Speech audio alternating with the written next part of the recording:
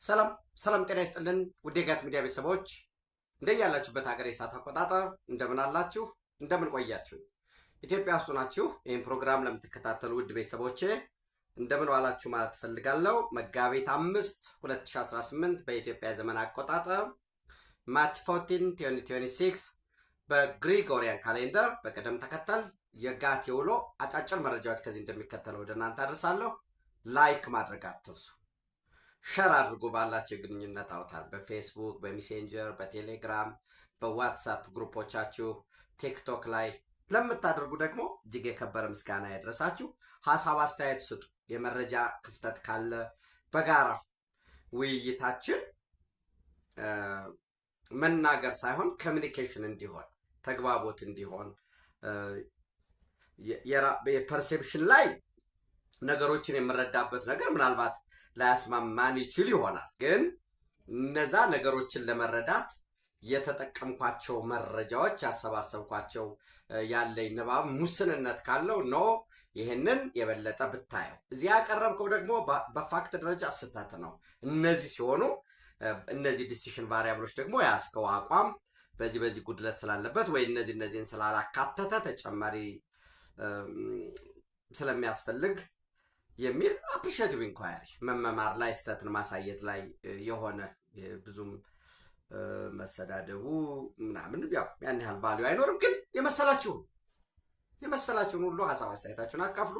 የጋት ሚዲያ ሜምበር ሁኑ። ጋት ሚዲያ እንዲጠነክር መረጃ ለመሰብሰብ ወጪ ይወጣል፣ ስልክ እንደውላለን። ለአንዳንድ ነገሮች ደግሞ እዛ መረጃ ለሚሰጡን ኤኒዌይስ በጣም ውድ ነው መረጃ እንደምታውቁት። አቅም በፈቀደው መልኩ ከናንተ ለናንተ የሚደርስ መረጃም ቢሆን አንዳንድ መረጃዎችን ደግሞ ለመሰብሰብ የሚያስችል በሂደትም የተሻለ ድምጽ የተሻለ ብርሃን ወደ ስቱዲዮ ማደጋችን አይቀርም። ለዛ የሚሆን ድጋፍ አድርጉ። ሁልጊዜ ነው የምላችሁ። በሱፐር ቻት በሱፐር ታንክስ ድጋፍ አድርጉ። ግን ከምንም በላይ ጊዜያችሁን ከፍታችሁ ምንድነው ጊዜያችሁን ሰውታችሁ ውድ ነው ጊዜ ስለምታዳምጡ ስለምንደማመጥ እጅግ የከበረ ምስጋና ይድረሳችሁ። 3 አጫጭር መረጃዎች ወደ እናንተ አድርሳለሁ። የመጀመሪያው ክቡር ጠቅላይ ሚኒስትር ዶክተር አብይ አህመድ ልክ እንደ አዘርባይጃን እንደ ባኩ እንዳይሆን ለአንዳንድ አናሎጎች እኔ አናሎግ ነው የምላቸው በነገራችን ላይ አውቀው ሆም ብለው ዲቴል ንባብ ያላቸው ዲቴል ግንዛቤ ያላቸው ግን በጥላቻ የታወሩ አሉ። ለነሱ ምንም ማድረግ አይቻልም። ጥላቻቸውን እንዲገፍላቸው እንዲያነስ ከጥላቻ እንዲወጡ ነው የምንመክረው። እኔም በነገራችን ላይ አንዱ ጸሎቴ ከጥላቻ እንዲወጣ ነው። ለምን ጥላቻ እይታን ያውራል። አንድ ነገር ብቻ እውነት ነው ብለን እዛ ውስጥ እንድንገባ ያደርጋል። ጥላቻ ደግሞ በእውነት ለመናገር የመስራት አቅምንም ያቀጭጫል። የሆነን ነገር በጠላችሁት ቁጥር ዲፕሬሽን ውስጥ ነው የምትገቡ። የጤና እክልም ይፈጥራል። አሁን በአንዳንድ ነገር እኔ በራሴ አሁን ፊል አደርገዋለሁ። የሆነ ነገር ላይ ልክ ስትጠላው እየደከመ ይመጣል። ኢነርጂ እየቀነሰ ነው የሚመጣው እና ጥላቻ ያለባቸው አሉ። አንዳንዱ ያው የፖለቲካችን ሃይራርኪ መዛባት ስለገጠመን እንደ ኢትዮጵያ ያው ለሃይራርኪ መዛባቱ ደግሞ የተፈጠሩ ፕላትፎርሞች አሉ። እንግዲህ እኔ ሁልጊዜ ለወዳጆች የምላቸው በትንሹ በሃይራርኪ ብናየው ፈላስፋ መሆን ምንድነው መሪዎች ፈላስፋ መሆን አለባቸው ሊደርስ ፊሎሶፈርስ እንዲሆኑ የሚል ፈላስፎች እና አርስቶትል እና ፕላቶ እንደ ሶቅራጥስ ሲያነሷቸው የኖሩት ፈላስፋ መሆን አለባቸው። ፈላስፋ ምንድን ነው ሲባል ጨለማው ላይ የማያተኩር ከጨለማው መውጫ የሚያሳይ ሀዘኔታ ያለው ግን በሀዘኔታ ውስጥ በልቅሶ ውስጥ በዋይታ ውስጥ መቆየትና መነገድ የሚፈልግ ሳይሆን ከዛ ወጥቶ ተሻግሮ ከደመናው ከሆሪዞን ቢዮንድ ሆሪዞን ቢዮንድ ስኮፕ ማሰብ የሚችሉ የጨነቀ ቀን የሚቆዝሙ ሳይሆን ክራይሲስን ቀውስን ማኔጅ የሚያደርጉ ያላቸውን የተሰጣቸውን ብቻም ሳይሆን ከዛ ተሻግረው ስብራትን የታሪክንም የእውነትንም የትረክትንም ለመጠገን የሚሞክሩ ፈላስፎች ፊሎሶፈርስ ዲዩቲያቸው ምንድን ነው? ይህ ዝም ብሎ ሰዎችን ሰው ተኮር ሳይሆኑ ስለ ሰዎች የሚያወሩ ስለሆነ ኢቨንት የሚወያዩ ባቡር ሄደ የባቡር መስመር ተሰራ፣ ቀለበት መንገድ ሊሰራ ነው፣ ቀለበት መንገዱ አለቀ፣ የሆነ ነገር ብቻ የሚሉ ሳይሆኑ አዳዲስ አስተሳሰብ የሚያመነጩ የሚያስተባብሩ በዛ ውስጥ አሻራቸውን የሚጥሩ ፊሎዞፈርስ እንግዲህ the duties and responsibilities of philosophers ብለን መሄድ ያለብን አይመስለኝም። ኤቲካል የሆኑ ስነ ምግባር ያላቸው የማህበረሰቡን አጠቃላይ እይታ አመለካከት የሚቀርጹ መሆን መቻል አለባቸው። አሉሽ ላይ ዝም ብለው በዕለት ሩቲን ላይ የተዘፈቁ መሆን የለባቸውም እና እነሱ ሃይስት ክላስ ናቸው። ወደ ሃይራርኪው ልምጣ። ቶፕ ላይ ሃይራርኪው እነሱ ነው ያሉት። ሚድል ክላስ ላይ ደግሞ አለ። ይሄ በአብዛኛው አሁን ልሂቅ ኢሊት ስንል ሚድል ክላስ ላይ ነው ያለው። ለምሳሌ ቦይንግ ካምፓኒ ላይ የሚሰራ አሜሪካዊ አለ። ምንም አያውቅም እያልኳቸው አለ፣ ግን ቦይንግ ካምፓኒ ላይ ነው የሚሰራው። ፕሮፌሽናል ነው። ስራውን ጥንቅቅ አድርጎ ይሰራል። ምን እየተከናወነ ነው አይደለም የሚለውን ያዳምጣል። በሚዲያዎች ምናምን ድምፁን ይሰጣል፣ ቮት ያደርጋል፣ የሀገሩን እጣ ፈንታ ይወስናል። ይሄ ሚድል ክላሱ። ዘን ሎወር ክላስ አለ። ሎወር ክላስ ደግሞ ዘማስ ክራውድ የምንለው ነው። እንግዲህ ለቃሉ ሌላ ቃል እስከሌለ ድረስ መንጋ የምንለው መንጋውን ጸሐፍት ፈሪሳውያን አሰስተው ኢየሱስን ሊሰቅል ይችላል። ተሳስቶ ነው። ሶ ከላይ ያለው ማን ነው የያዘው? ቤስት የሆኑ ፊሎዞፈርስ ሲመሩት ከታች ያለው ክራውድ ታምር ይሰራል፣ አገር ይሰራል፣ ይገለብጣል፣ ገለባብጦ ለውጥን ያመጣል። መኩራትን በሀገር መለወጥን መስራትን ያመጣል። ፊሎዞፈርስ ሲመሩት ፖለቲከኛ ሲመራው ዋት ፖለቲከኛ ፊሎዞፈር መሆን መቻል አለበት ብያቸዋለሁ። ሊደር መሆን መቻል አለበት። ነገር ግን አሁን ሚዲያው ከዚህ በፊት ሬዲዮ፣ ቴሌቪዥን የሚቀርበው ሀሳቡ ታይቶ ተጣርቶ ተጨምቆ ኤዲቶሪያል ፖሊሲ ነው ወይ ይህ ነገር ይቆረጥ ምናምን ተብሎ ነው የሚቀርበው። ከፈላስፎችም ፈላስፎች ከፖለቲከኞችም ፖለቲከኞች ናቸው ሀሳባቸውን ያደረጉ የነበሩት ዲሲሚኔት ያደረጉ የነበሩት ከላይ ወደ ታች ማለት ነው። አሁን ተገለበጠና የሚዲያ ሃይራርኪ የሚዲያ ሄጅሞኒ ተቀይሮ ይሁን የምንደየትነት ዩቲዩብ አለ፣ አድማጭም የሆነ ሚዲያ አለው፣ ፌስቡክ አለው፣ ምን አለው። ዘን የሎወር ክላስ ጋንግ ወይንም የሎወር ክላስ ቺር ሊደር ፖለቲካውን ያዘው። በዛ ምክንያት ይሄ አናሎግ ፖለቲክስ ሆነ። የሆነን ነገር ጠቅላይ ሚኒስትር አብይ አህመድ የሆነ ናሬንድራ ሞዲን ወይ የሆነ አገር መሪን ሼክ ዛይድ ቢን ሱልጣን አልናህያን መኪና እያሽከረከሩ ከቦሌ ዓለም አቀፍ ኤርፖርት ወደ ቤተ መንግስት ማምጣታቸው ይህ ትክክል አይደለም። እንዲው አለመቻል እኮ ነው። ለምን ክላሲካል የተለመደው ሰላም ትላለ፣ ፕሮቶኮል አለው። ዘን አንተ የመኪና በር ተከፍቶልህ ጋርዱ ከፍቶልህ ትገባለህ። የሆነ ሹፌር እያሽከረከረ ይመጣል። ዛት ክላሲካል ነው፣ አናሎግ ነው። አሁን ያለው መኪና ማሽከርከር ልክ ነው፣ ጀስት የሹፍርና ስራ ነው። ግን ዋት ዘ ኢምፕሊኬሽኑ ምንድን ነው? ለምሳሌ የዩናይትድ አረብ ኤሚሬት መሪ ክቡር ሼክ ዛይድ ቢን ሱልጣን አልናህያን ክቡር ጠቅላይ ሚኒስትር ዶክተር አብይ አህመድን ተቀብለው በመኪና ወደ ቤተ መንግስት መውሰዳቸው ዋት ኢምፕሊኬሽኑ ምንድን ነው? ፍሬንድሽፕ ነው። ዋርምሊ የሆነ ፍሬንድሽፕ፣ መተሳሰብ፣ ቅርርብን የሚያሳይ ነው። እና የሆነ ቡና ያዘው ወይ ቡና እንዲህ ይማሰላል ወይ ዲስ ብለህ ያ ፍሬንድሽፕ ነው።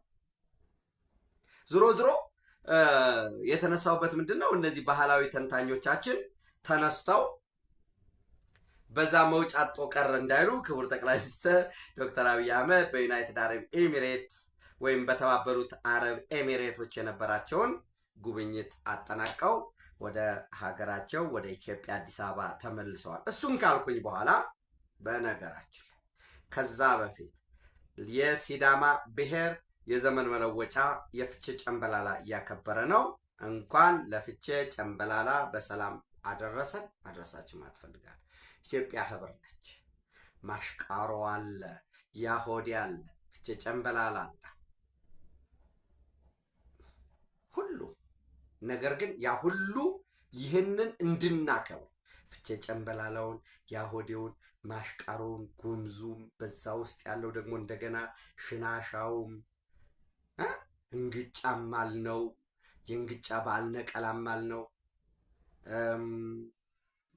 አሸንዳም አሸንድዬም ሶለልም እንበለው ያን ሁሉ ማስጠበቅ የቻልነው ረዥም የስልጣኔ ታሪክ ያላት ሀገር እሷም ሀገር ኢትዮጵያ የምትባል ስላለችን ነው። ይችን ሀገር በወፍ ዘራሽ በሎወር ክላስ ኢሊት ልቅሶ ላይ ቁዘማ ላይ ተለላች ላይ ተመስርተው በእያንዳንዱ ኢቨንት እያለቀሱ ሊያስለቅሱን፣ እነሱ ያለቅሳሉ፣ ሌላውን ያስለቅሳሉ። ሌላው ሲያለቅስ ግን ቢያንስ ሶፍት ይሸጣሉ። ልቅሶው ገንዘብ ደስታ ለሆነላቸው ተለልከን ሀገራችንን እንዳናጣ ኦፍኮርስ እኔ ደጋግሜ ብያቸዋለሁ።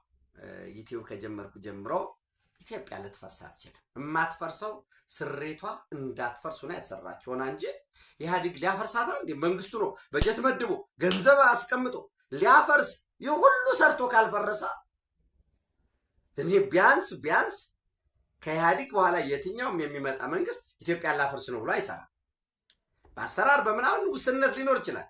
ኢትዮጵያን ለማፍረስ ተብሎ በጀት ወጥቶ ትርክ ተጽፎ ሐውልት ቁሞ ህገ መንግስት ተቀርጾ ኦልጂስ ከዛ ያንስል ያ ህገ መንግስት እኮ አሁንም እኮ የምትከተሉት ነው ምናምን ብሎ የሚጽፍ ኮሜንት አለ።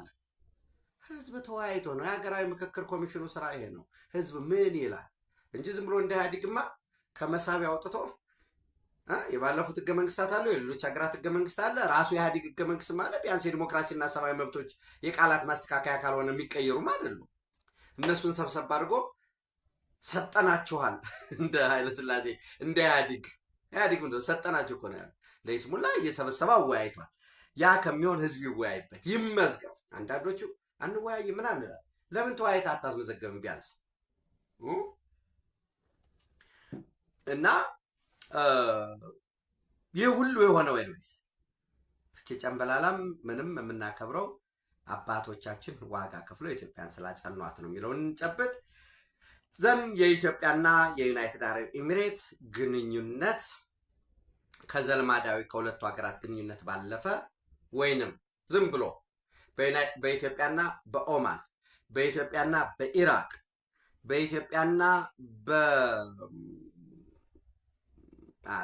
የሆነ ሀገር ብንጠራ በጆርዳን ወይ በኢትዮጵያና በሶሪያ መካከል እንዳለው ግንኙነት ሳይሆን የባይላተራል የሁለትዮሽ ግንኙነቱ አድጎ ወደ ስትራቴጂክ ፓርትነርሽፕ ተቀይሯል። ይሄ ያሳየው የክቡር ጠቅላይ ሚኒስትሩ የባለፉት ቀናት የሁለት ቀን ጉብኝት ልንለው እንችላለን። ያሳየን ይህንን ነው። ኢትዮጵያና የተባበሩት አረብ ኤሚሬቶች ወደ ስትራቴጂክ ፓርትነርሽፕ ግንኙነታቸውን አሳድገዋል። የጋራ ተጠቃሚነትን መሰረት ያደረጉ ፕሮጀክቶች ላይ ለመስራት በተለይ በወርቅ ጎልድ ሪፋይነሪ ላይ የወርቅ ማጣሪያ ላይ የኢትዮጵያ ኢንቨስትመንት ሆልዲንግ ኢንቨስት የሚያደርገው የጋዝ ኤንድ ፔትሮሊየም ኢንቨስትመንት ላይ ሬልዌይ ኢንቨስትመንት ላይ ኢትዮጵያ እንግዲህ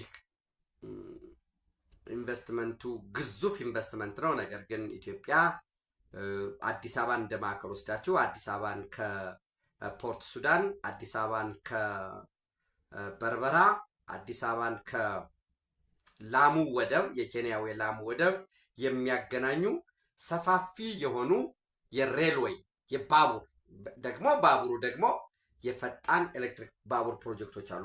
በዛ ላይ ከማማከር ኢንቨስት ከማድረግ በጋራ ለምሳሌ የኢትዮጵያ ኢንቨስትመንት ሆልዲንግ እና የሌሎች የዩናይትድ አረብ ኤሚሬት ሬልዌይ ካምፓኒ በጋራ በሚሰሩበት ዙሪያ ላይ በዘላቂነት ለመስራት እየተመከረ ነው ያለው። ያም ብቻም አይደለም።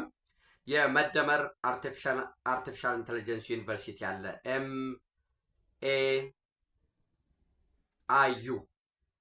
ኤምኤዩ አለ አይደል? ነው ኤምኤዩ አለ። ኤኤዩ አዲስ አበባ ዩኒቨርሲቲ አለ። አሙ አለ አርባ ምንጭ ዩኒቨርሲቲ። ኤኤአይቲ አለ አዲስ አበባ ሳይንስ ነው። አዲስ አበባ አዳማ አስቱ አዳማ ሳይንስ ቴክኖሎጂ ዩኒቨርሲቲ። ኤኒዌይስ በቀጣይ አሁን አልቆ በእርግጠኝነት በ2019 የመጀመሪያ ተማሪዎቹን ይቀበላል። ከአፍሪካ ከአንድ ሀገር ማክሲመም 2። ስለዚህ ከአፍሪካ ወንድሞቻችን 100 ቢመጡ ከኢትዮጵያ ደግሞ ከ20 እስከ 25። ስለዚህ ስንት ሆነ ማለት ነው? በድምሩ 130 ተማሪ ቢሆን ቢኖር አንድ ክላስ ላይ 25 ተማሪዎች ቢኖሩ 5 ክላስ ተማሪዎች 125 ተማሪ ይቀበላል ማለት ነው። የዩኒቨርሲቲው አስተዳደር መሰልኳቸው አይደል? ወደዛ አካባቢ ደግሞ ሹመት ፈን እያረኳቸው ነው። እና በዚህ በጋራ ለመስራት ስምምነቶች አሉ። የሚኒስትሮች ምክር ቤት አንዱ የወሰነው የመደመር አርቲፊሻል ኢንተለጀንስ ዩኒቨርሲቲ በትምህርት ሚኒስቴር አዋጅ መሰረት በከፍተኛ ትምህርት አዋጅ መሰረት የሚቋቋም ሆኖ ግን ራስ ገዝ ነው የሚሆነው። ምን ማለት ነው ራስ ገዝ ይሆናል ማለት? በገቢ ራሱን ይችላል። በፕሮጀክት ሊሆን ይችላል። ራሱን ሀሳቦችን በመሸጥ የገቢ ማስገኛ ስራዎችን እየሰራ ኢንዲፔንደንት ሆኖ ኦፕሬት ያደርጋል። የመጀመሪያ መነሻ ዩኒቨርሲቲውን የማቋቋም ሆፕፉሊ ልንገራችሁ እንደ ሚስጥር የመደመር አርቲፊሻል ኢንተለጀንስ ዩኒቨርሲቲ የሚቋቋምበትን ቦታ እየተሰሩ እንደሆነ ያለው ነግራችኋለሁ ወይስ? ስለዚህ በዛ ይቋቋማል። ይሄ የመደመር አርቲፊሻል ኢንተለጀንስ ዩኒቨርሲቲ እንደምታውቁት ዩኒቨርሲቲዎች በተለይ አርቲፊሻል ኢንተለጀንስ የመጪው ዘመን ነው። አሁንም ጀምሯል፣ ግን የመጪው ዘመን ነው። በቃ መጪው ዘመን ሕክምና የግድ ለምሳሌ አንድ አርሶ አደር የቡና ትንሿን ነው የምነግራቸው፣ የቡና ቅጠሉ ላይ የሆነች ችግር ቢያገኝ የሆነች የተለየ ምልክት ቢያገኝ የሚጠበቅበት ያችን ፎቶ ማንሳት ነው። ያችን ፎቶ ያነሳና ስልኩ ፕሮሰስ አድርጎ ይቺ የቡና እንዲህ አይነት በሽታ አለበት ብሎ ይነግረዋል። መንገር ብቻም አይደለም፣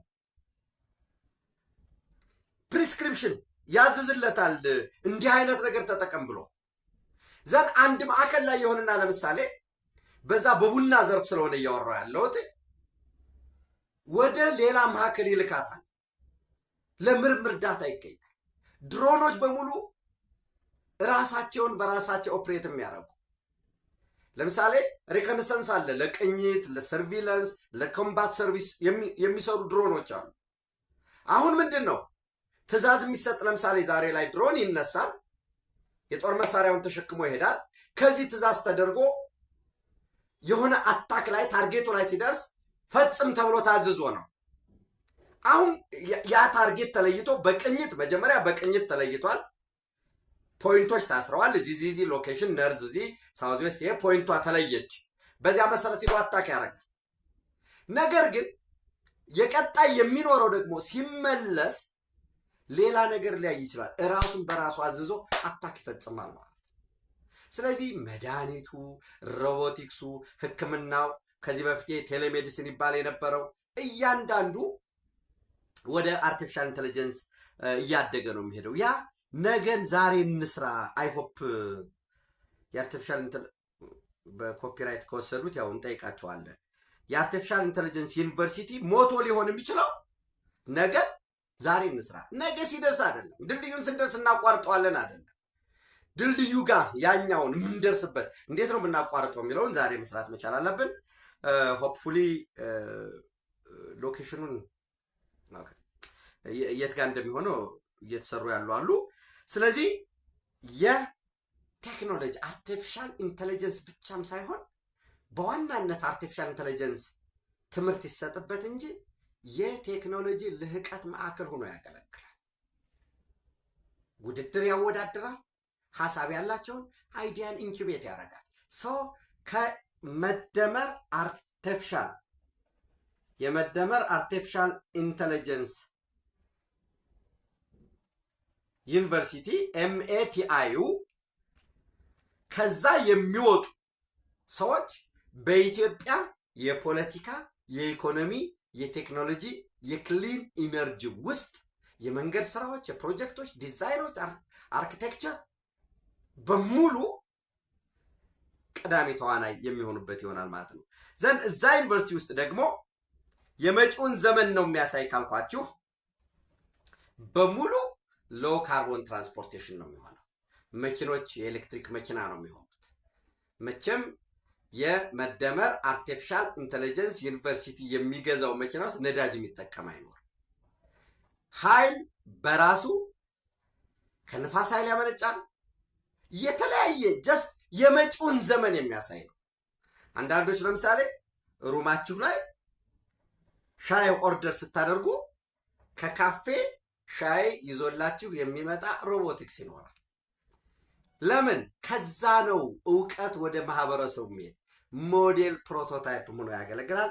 በዛ ረገድ ነው ስለ መደመር አርቲፊሻል ኢንተለጀንስ ዩኒቨርሲቲ ላይ ጊዜያችን እንዳንወስደው ኢትዮጵያና የተባበሩት አረብ ኤሚሬት በዓለማችን 3ኛ ዩኒቨርሲቲ ነው። በአፍሪካ ቀዳሚ ነው። አንደኛ ዱባይ አቡዳቢ፣ የአቡዳቢ መሐመድ ቢን ዛይድ ዩኒቨርሲቲ ኦፍ አርቲፊሻል ኢንተለጀንስ MBZUAI አቡዳቢ ያለ ነው። ከከተማዋ ወጣ ብሎ አውትስክርቱ ላይ ወጣ ብሎ። ስለዚህ የመደመር አርቲፊሻል ኢንተለጀንስ ዩኒቨርሲቲ ያዙ፣ ከአዲስ አበባ ወጣ ብሎ ልምላሜ ባለበት እጅግ አረንጓዴ ባለበት፣ ምናልባት አንዳንዶቹ ያ አካባቢ ስታዩት የአልፐስ ተራሮችን ይመስላል በሚባለው እዛ አካባቢ ይሆናል። አሁን እየነገርኳቸው ነው ኤግዛክትሊ የት እንደሚሆን። ዘንድ ክሊን የሆነ ላብራቶሪዎቹ ጀስት እጅግ ዘመናዊ የሆኑ ዩኒቨርሲቲዎች፣ የኤሌክትሪክ መኪኖች፣ ያ ብቻም አይደለም ፔፐርለስ የሆነ አደረጃጀቱ ይሆናል። በዛ ዩናይትድ አረብ ኤሚሬት በተለይ አቡዳቢ በዋነኝነት ደግሞ ሼክ መሐመድ ቢን ዛይድ አልናህያን የሚተባበሩ ይሆናል። የጎልድ ሪፋይነሪ እንዳልኳቸው የወርቅ ማጣሪያ የኢትዮጵያ ኢንቨስትመንት ሆልዲንግ። እኛ አሁን ምንድነው የሚደረገው? ወርቅ ይሸጣል ነው አይደል የሚባለው ኢትዮጵያ ውስጥ። ያው ለምሳሌ ከቤኒሻንጉል ወርቁ ይወጣል። ምንድነው የሚደረገው? በሰዓት አፈሩ ይራገፋል። መጀመሪያ ያው እንግዲህ እንደምታዩት ይታጠባል፣ ይንጓለላል። ከዛ ወደ እሳት ውስጥ ይገባና ጥፍጥፍ ይሆናል። እዛው ላይ አንድ ስቴጅ የቀረው ጥምዝ ተብሎ እዛው አካባቢ የጥምዝ ወርቅ ይሸጣል። ከዛስ የበለጠ ደግሞ ሪፋይን ተደረገ ይባልና ወርቅ ቤቶች የሚሸጣለ። ግን ብሔራዊ ባንክ ምን ያደርጋል? ያን ጥፍጥፍ ወርቅ ይባልና ይሸጣል ዓለም ገበያ ላይ። ያም ቀጥታ ገበያ እኮ አይደለም፣ እንደገና ምን ይሆናል? ሪፋይን ይደረጋል። ከዛስ እሴት የተጨመረበት ስለሆነ አንተ 10 ጥፍጥፍ ወርቅ ሽጠህ እነሱ ሪፋይን ያደረጉትን የ10 ጥፍጥፍ ወርቅ ዋጋ አንዱን አይገዛም። ስለዚህ ኢትዮጵያ እሴት ለመጨመር የጎልድ ሪፋይነሪ ማዕከል ለማቋቋም ጥረት እየተደረገ ነው። በዛ የአቡዳቢ ኢንቨስትመንት ሆልዲንግ የዩናይትድ አረብ ኤሚሬት ኢንቨስትመንት ሆልዲንግ ተሳታፊ የሚሆንበት አለ። ሌላው የከረንሲ የገንዘብ ኖት ብር፣ አንድ ሀገር ሶቨሪን ከሆነ በተቻለ መጠን ዲፔንደንሲውን መቀነስ መቻል አለበት። ዲፔንደንሲ ሲባል ማንም ሰልፍ ሰፊሸንት የሆነ ሀገር የለም። ቴክኖሎጂ ልታመርት ትችላለህ፣ ቴክኖሎጂን የሚገዛ ያስፈልጋል። ጥገኛ ነህ ማለት ነው በገበያ ላይ። ነገር ግን በኢትዮጵያ ደረጃ ብር ለማተም ወይም ከረንሲ የኢትዮጵያን ብር ለማተም ስራዎች እየተሰሩ ነው።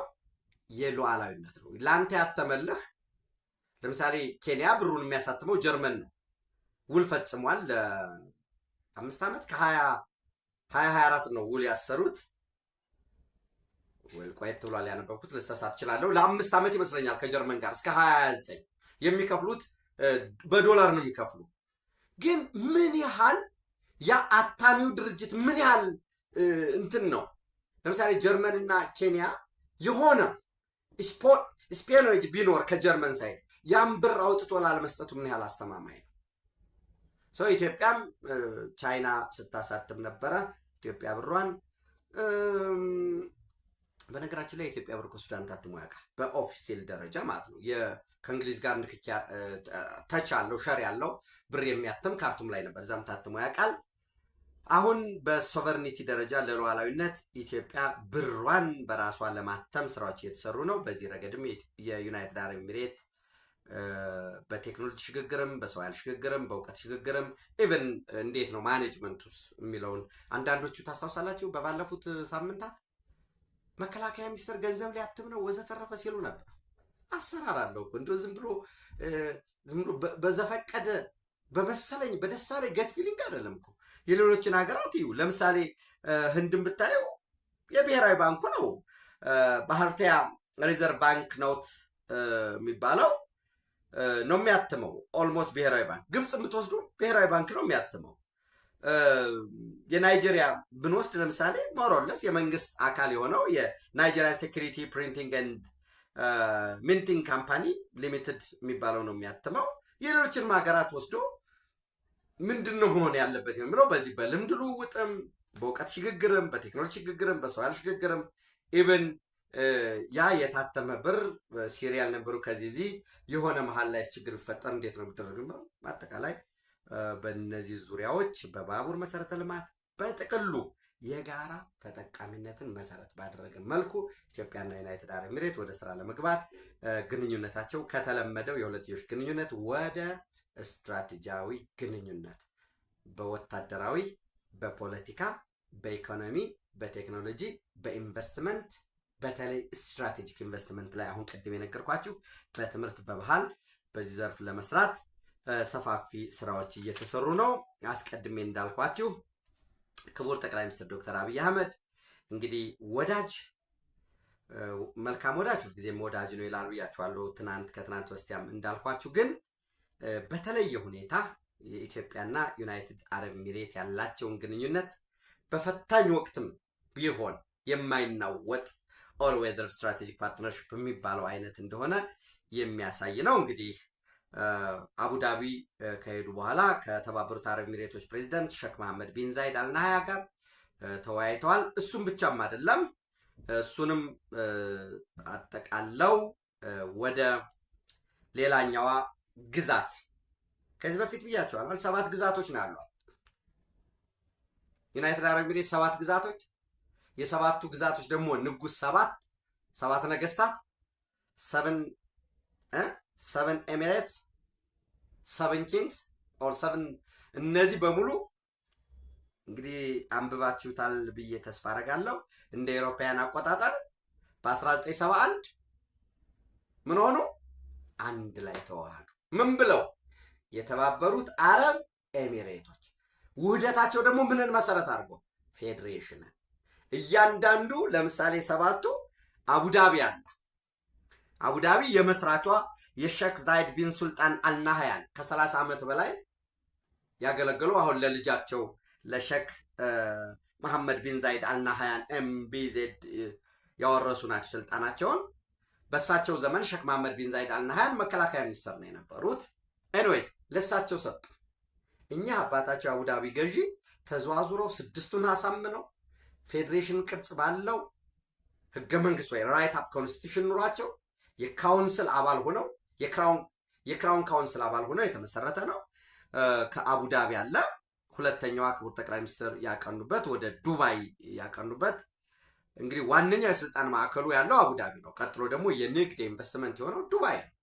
ሁሉም ግን እነዚህ ሀገራት በፌዴሬሽን አንድ የተዋሃዱ ይሁኑ እንጂ የፓስፖርቱ፣ የኢንቨስትመንት ፖሊሲያቸው፣ የንግድ የህልውና መሰረታቸው በሙሉ የተለያየ። ለምሳሌ ከዚህ በፊት ወደ እናንተ የካቲት 10 ፕሌስ ብታዩት ደስ ይለኛል። የካቲት 10 ወይንም ፌብሩዋሪ 17 ላይ አንድ ፕሮግራም ወደ እናንተ አድርሼ ነበረ። አቡዳቢ ሼክ መሐመድ ቢን ዛይድ እንደሆኑ፣ ዱባይ ደግሞ ሼክ መሐመድ ቢን ራሽድ የሚባሉት እንደሆኑና ያቺ ዱባይ አሳ የሚጠመድባት ጀልባዎች ብቻ የሚራኮቱባት የነበረችዋን ነው ዛሬ የዓለም አቀፍ ከተማ ግሎባል ሲቲ እንድትሆን ያደረጓት እና በአንድ ጀነሬሽን ለዛው ለባለፉት 30 ዓመት 30-40 ዓመት ውስጥ እንግዲህ ዱባይ ማንም ሰው የሚጠራው ነው እና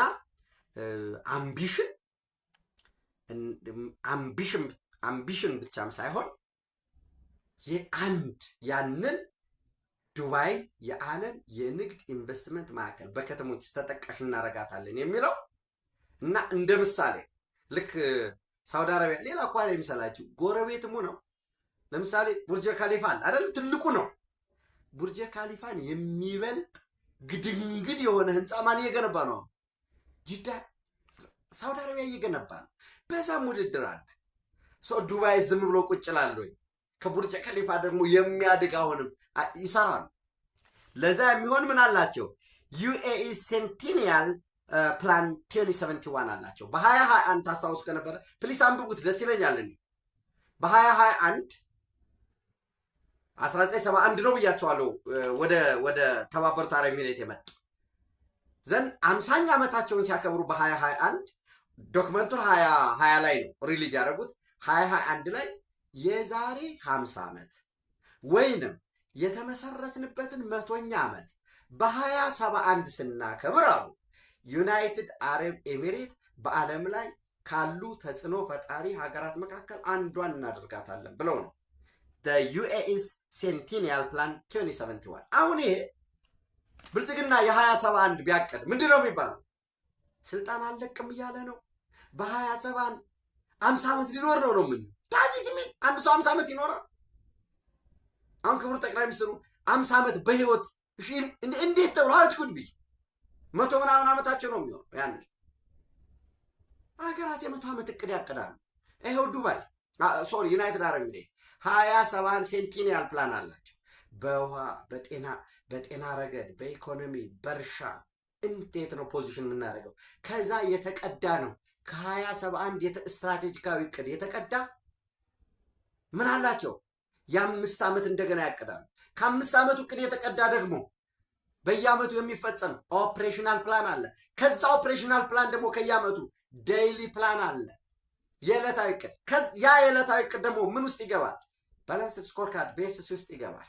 ያ እቅዱ ደግሞ በሲስተም የታሰረ ነው። ውሎ ዝም ብሎ ቢሮ ገብቶ ወደ ቤት መሄድ ምናምን ሰዓት ካልቸር ሁሉ እንዲመጣ ሜንቴናንስ ካልቸር። እኛ ሜንቴናንስ ጥገና ማለት አይደለም፣ እያንዳንዷ የምንሰራት ለምሳሌ አዲስ አበባ በኮሪደር ልማት ብዙ ስራዎች ተሰርተዋል። መንገድ ላይ እንኳን ቢያንስ በእግረኛ መንገድ ላይ ስትጓዙ ከታች የሚያበሩ መብራቶች ነበሩ ያልኩት ገሚሶቹ ምን እየሆኑ ነው? እየጠፉ እየተበላሹ ነው።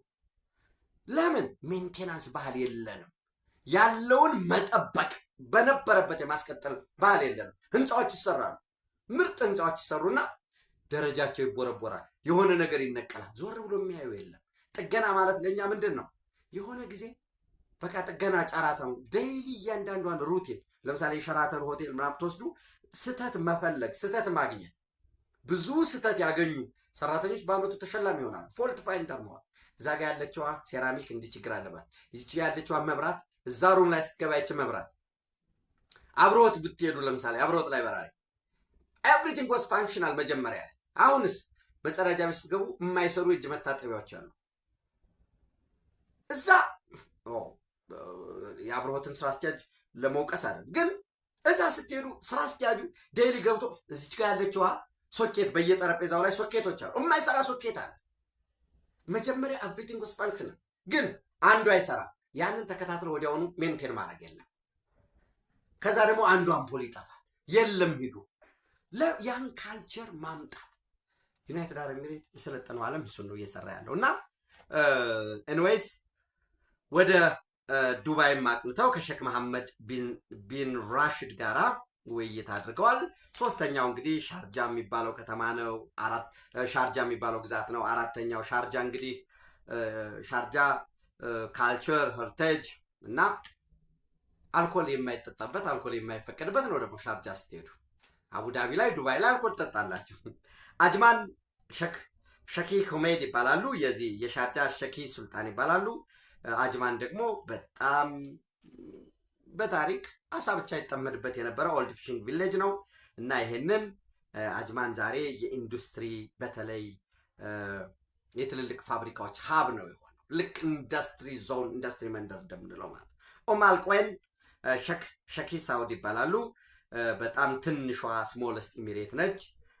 ነገር ግን ይሄ ግሬት ናቹራል ዋተር ፍሮንት ውሃ ያለው ፍሬሽ ዋተር ያለው ላይፍ ስታይሉ ይሄ ሌይድ ባክ ላይፍ ስታይል የጥንቱን ላይፍ ስታይል ይሄ ምንድን ነው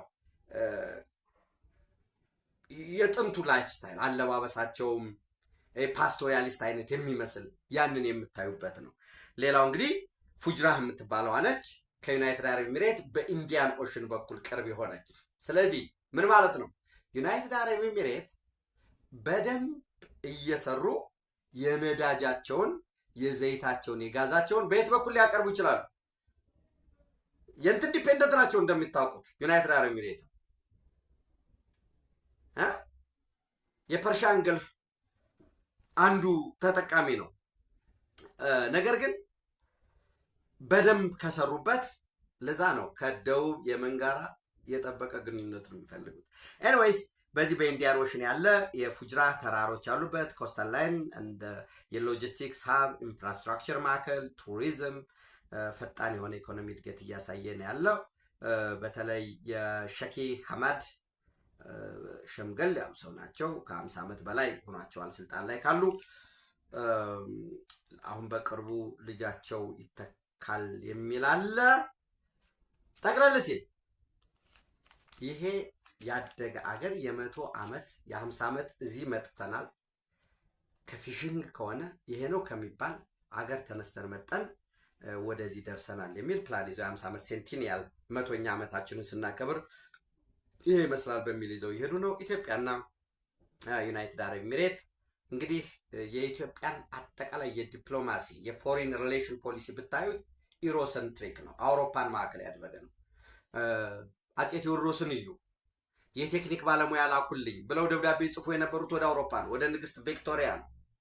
የቴክኒክ ባለሙያ ላኩልኝ የሚሉ ክርስቲያን ንጉስ ነኝ እንስሆን ምናምን የሚሉት ያው ያኔ ኦቶማን ተርኮች ዙሪያቸውን እየከበቡ የኢትዮጵያ ግዛት እያጠርን ያለው እና ጸሎታችን የኢትዮጵያ ጸሎት ምንድን ነው? ኢትዮጵያን ዳሯን እሳት መሀሏን ገነት አድርግልን ወል እና የአረቡ ዓለም እስልምና ደግሞ ኢትዮጵያ ውስጥ ኢትዮጵያ አጣብቂኝ በገባችበት ወቅት በተለይ ከፖርቹጋሎች ጋር በፋሲለደስ ዘመነ መንግስት ከፖርቹጋሎች ጋር ችግር በገጠመ ጊዜ ፖርቹጋሎችን አውሮፓን አባረን አይደል ሙስሊሞችን ያመጣንበት እና የጎንደር ላይ የሙስሊሞች ሰፈር መኖሪያ የተቋቋመበት እስላም ጌ ማለት መንደር ነው እና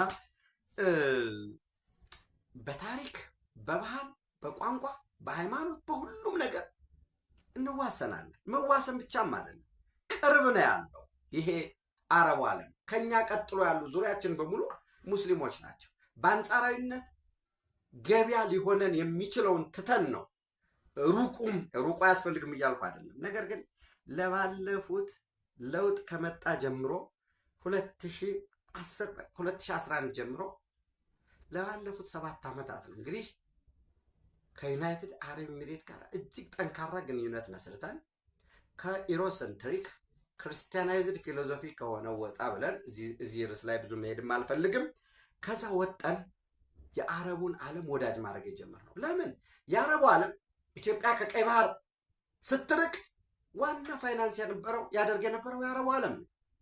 ስህተቱ ግን የኛ ነው። አላዝነውም፣ አልቀረብንም፣ አልተጠጋንም እንጂ ፓለስታይን ወታደር አሰልጥኖ ፈዳያን ሆኖ ሻቢያ ያሰለጠነበትን እዩ። ኦነግ ቢመሰረት ጀብሃ ቢመሰረት የሻቢያ ፋይናንስ ቢሆን የህዋት ደጋፊ ሱዳኑ፣ ሶሪያ ላይ፣ ኢራቅ ላይ ራሱ ፓለስታይን፣ ግብፅ ምኑ ለምን አሁን እኛ ኢትዮጵያ አረብ ሊግ አባል ትሁን ሲባል ምንድን ነው ምናምን ሙስሊም ሊሆን ነው እንዲህ የሚላል። የኢትዮጵያ የሙስሊም ቁጥር ከአንዳንድ ሀገራት ህዝብ በላይ እኮ ነው። ጅቡቲ 1 ሚሊዮን ነው ያለው። ኢትዮጵያ ውስጥ ስንት ሚሊዮን ሙስሊም ነው ያለው? ኤርትራ ኦብዘርቨር ነው። ስለኛ ጉዳይ ነው የሚወያየው አረብ ሊግ። ለምሳሌ ትናንት አረብ ሊግ ስብሰባ አድርጎ ነበር። ምንድን ነው ያለው? ወደ ቀይ ባህር ሴኪሪቲ ወደ ቀይ ባህር ቀጠና ነን አረብ የሆነ ሀገር እንዳይመጣ ነው። ማን ነው ነን አረብ የተባለው? ኢትዮጵያ እኮ ነው። ኢትዮጵያ እንዳትመጣ እኮ ነው ያለው።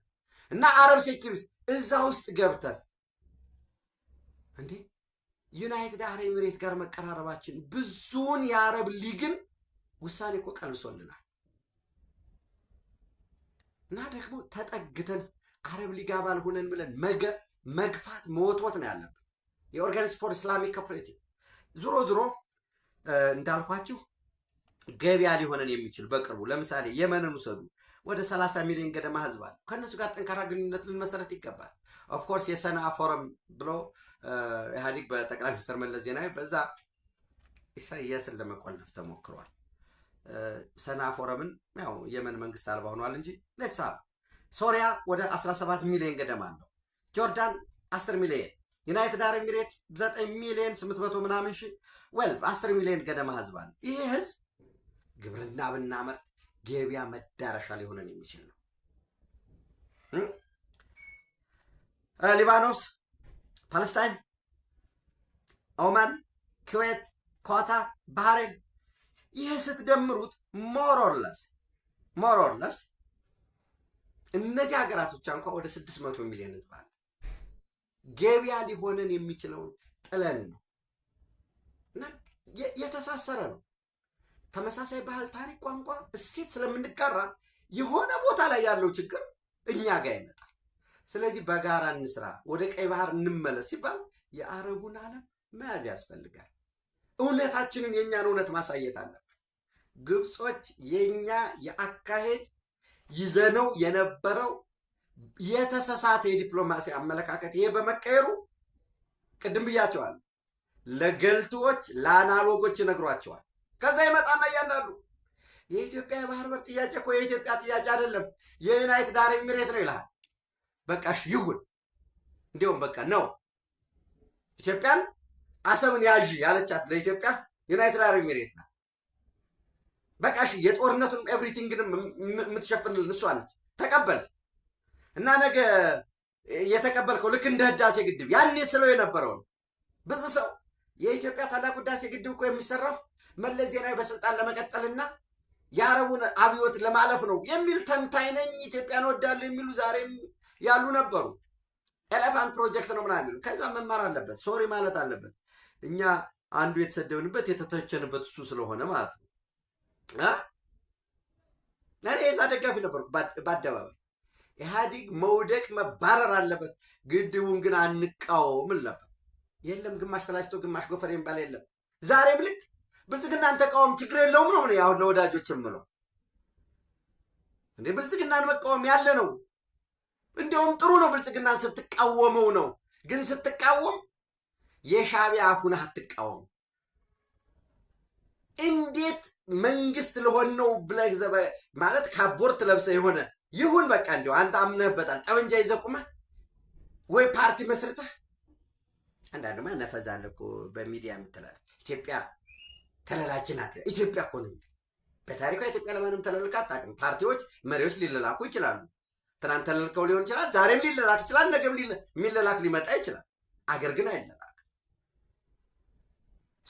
ይሄ የባህር በር ጥያቄ የዩናይትድ አረብ ኤሚሬት ጥያቄ ነው። ይሄንን የሚልህ ጸረ ሙስሊም ጸረ እስላም የሆነ አዲሱ የኃይል አሰላለፋችን ምን ያህል አደገኛና ዳይናሚክ እንደሆነ ዘመኑን የዋጀ እንደሆነ የገባቸው ጥገኞች ናቸው። ይሄንን ይሁን እንኳን ዩናይትድ አረብ ኤሚሬት ሰይጣንስ ቢሆን የአሰብን ወደብ የባህር በር ከመለሰልህ አመሰግናለሁ ብሎ መቀበል ነው። ስታማትብ ጥሎ ከሄደ ፋይን ወደብ ክንት ይዛል እና የሻዕቢያ ስጋት ነው። የዩናይትድ አረብ ኤሚሬት ነው ይልሃል ሻዕቢያ። አሰብ ላይ እኮ ዩናይትድ አረብ ኤሚሬት ነበረው እኮ፣ ድሮን ቤዝ ነበረው፣ ሚሊታሪ ቤዝ ነበረው።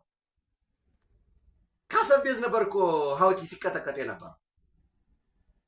ብዙ ከጀርባ ያሉ ነገሮች አሉ እና እኔ የኢሳያስን ንግግር በቃ ኢሳያስ ይነግራቸዋል። በሰው አስብሎ መጨረሻ ራሱ ይለዋል። ፒስፉል ኢዲየት የሚባለው ይሄ ሰነፍ ደነዝ ተለላኪ አለው በየዘመኑ። ያው ኢትዮጵያ የአርበኛ አብዛኛው ኢትዮጵያ አርበኞች ሀገር ብትሆንም በዛው ልክ ባንዳ አለ በየዘመኑ። በየዘመኑ የነበረው ባንዳ ደግሞ ልጆቻቸውን ጥለውን ይሄዱ። አንዳንዶቹ ምንድነው አሁን የዘመኑን ባንዳ ላይ የሚያደርገው የትናንት ባንዳዎች ቢያንስ ለመደበቅ ሞክሩ ነበር። የአሁኑ ባንዳ በግላጭ ባንዳ ነኝ እና ባንዳ ሆኖ ደግሞ የአሰብ ወደብ እኮ ምናምን የቀይ ባህር ጥያቄ እኮ የዩናይትድ አረብ ኤሚሬት ነው ብሎ ኢትዮጵያን ልመራ ነው ይላል እና የሻዕቢያ ተላላኪዎች ናቸው። መቃወሙ ምን ማለቱ ግን ምንም ጎጂ አይደለም። እንዲያውም ተቃውሞ ስህተቱን ስታሳየው አንድ መንግስት፣ አንድ መሪ፣ አንድ ፓርቲ የበለጠ እንዲሰራ እንዲሻሻል ያደርጋል። ግን ክቡር ጠቅላይ ሚኒስትሩም ከዚህ በፊት ብለውታል። ምሰሶውን እየነቀነቅ እየቆረጥክ አይደል። በቀለሙ ላይ፣ በአሰራሩ ላይ፣ በስትራቴጂክ ላይ መወያየት፣ ስትራቴጂካል ቲንኪንግ መወያየት ይቻላል። ይህንን ካልኳቸው እንግዲህ ሌላው የእስራኤል ኢራን አሜሪካ ዛሬ 2 ሳምንት ሞላው፣ ድፍን 14ኛ ቀኑ ነው።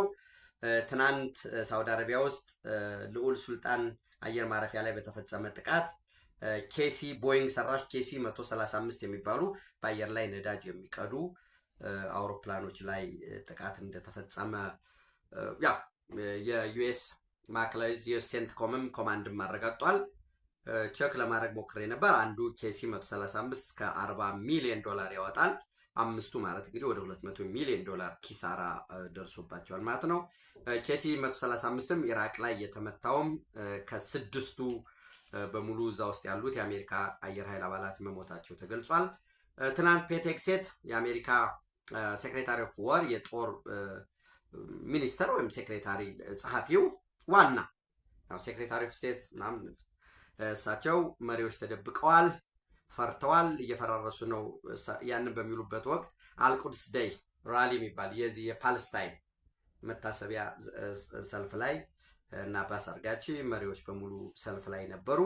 ኦፍኮርስ አሜሪካ ደግሞ እነዚህን የአርጂሲ የኢራን አብዮታዊ ዘብ ከፍተኛ አዛዦችን እና የፖለቲካ መሪዎችን ከፍተኛ የሆኑትን ያሉበትን ቦታ የሚያሳየን እስከ 10 ሚሊዮን ዶላር እንሰጣለን ብለዋል። ያው ይሄ ያሉበትን የሚያሳየን 10 ሚሊዮን ዶላር እንሰጣለን የሚለው ዓላማው ተደብቀዋል፣ ፈርተዋል የሚለውን ለማሳየትና እርስ በርስ በአመራሩ መካከል መጠራጠርን ለመፍጠር ነው። ምን ያህል ይሳካላቸዋል የሚለውን የምናየው ነው የሚሆነው። ኦፍኮርስ ግራውንድ ላይ ልክ አሁን እኛ ሀገር ላይ ለምሳሌ ፋኖ ነኝ ሸኔ ነኝ ብሎ ጫካ ላይ ቲክቶክ የሚያስተላልፋል አይደለም?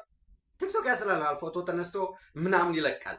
ያንን መሰረት ተደርጎ ተነቦ በደንብ ትንተና ተሰርቶ ያሉበት ቦታ ተለይቶ ጥቃት ይፈጸማል። በተመሳሳይ እኛ ሀገር ይፈጸማል ወይ? እንደዚህ አይነት ጠንካራ ኢንቴሊጀንስ ቢኖረንማ ሸዋ ላይ ጎጃም ላይ እዚህ ከሰም ላይ ማንም አይፈነጭም ነበር።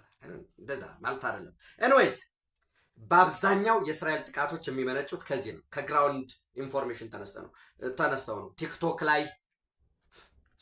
ቲክቶክ ላይ መረጃ ቪዲዮ የተነሱትን በሙሉ ያዩና ያንን አናሊሲስ ሰርተው ጥቃት ይፈጽማሉ። ለዛ ነው በየትኛውም አገር አሁን አይታችኋል። ለምሳሌ በመካከለኛው ምስራቅ ላይ እዚህ ዩናይትድ አረብ ኤሚሬት ትናንት ዩናይትድ አረብ ኤሚሬት፣ ባህሬን፣ ኳታር ምስል የቀረጹ ያስተላለፉ የሚመጣን ባሊስቲክ ሚሳይል ድሮንን ሲያከሽ የሚያሳይ በሙሉ ያሳዩትን ቪዲዮ የቀረጹ ሰዎች እየታሰሩ ነው፣ እየተለቀሙ። ለምን? ይህን ምስል ስትቀርጽ ካሳይ ኦኬ ከየት ጋር ነው ኢንተርሴፕት የሚያደርገው የመጣው እዚህ አካባቢ ምን መሰረተ ልማት አለ የሚለውን ለጠላት እያሳየህ ነው ማለት ነው። ለዛ ነው እኛ ሀገር ላይ በተደጋጋሚ ጠቅሰን እናውቃለን። ውጊያ ላይ ሲገባ አንዳንዱ እዛው የውጊያ ፎቶ የሚያነሳ ራሱ የጸጥታው አካል የሚሊተሪው አካል ሆኖ እኮ ነው። ይሄ ትክክል አይደለም። በእኛም ሀገር ህግ መውጣት አለበት። በውጊያ በጦርነት ወቅት ፎቶ የሚያነሱ የሚለጥፍ ምስል የሚያስተላልፍ አንዳንዱ መዛው ላይቭ እኮ ደግሞ ይገባል።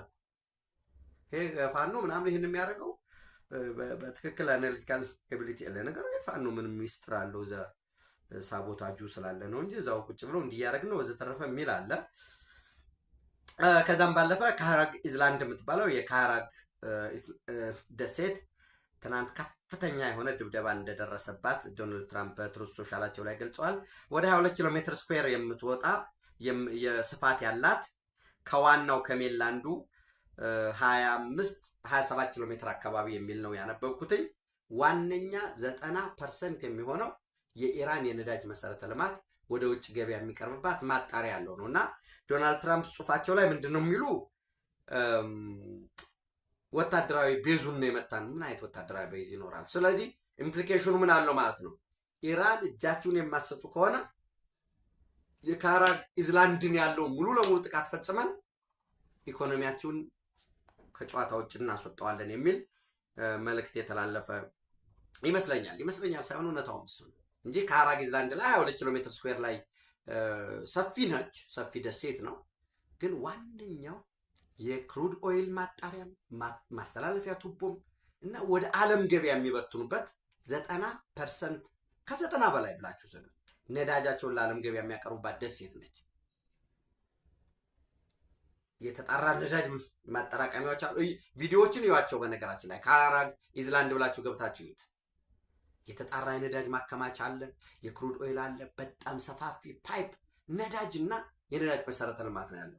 እዛ እንግዲህ የጥበቃ ኮማንድ ምናምን የፖሊስ ሰርቪስ ፓትሮል አይኖርም ወይ ራዳር ሲስተም አይኖራቸውም ማለት አይደለም።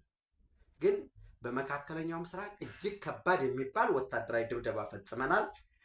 አሁን የነዳጅ መሰረተ ልማቱ እንዲመታ አላደረግኩትም፣ ግን ልፈቅድ እችላለሁ። ምን ማለት ነው? የኢራን የነዳጅ መሰረተ ልማት ተመታ ማለት ለኃይል ተጋላጭነት ለነዳጅ ተጋላጭነት የሚዳረገው ማን ነው? ቻይና ነው። ቻይና ተጋላጭ ከሆነ መልሶ ወዴት እንዲገዛ ልታረገው ነው ማለት ነው? ወደ ሩሲያ እንዲገዛ ልታረገው ነው። ኖይስ እነዚህ ጉዳዮች አሉ። ሌሎች ተጨማሪ መረጃዎችን ይዘን በጋት ዕለታዊ ምሽት ወደ እናንተ እንደርሳለን። በድጋሚ ላሳስባችሁ ሸር አድርጉት፣ ላይክ አድርጉ፣ ሀሳብ አስተያየታችሁን ስጡ። ጨርሳችሁ ለተከታተላችሁ ደግሞ እጅግ የከበረ ምስጋና ይድረሳችሁ። ሱፐር ቻት ሱፐር ታንክስ አቬለብል ነው። ቴንክ ዩ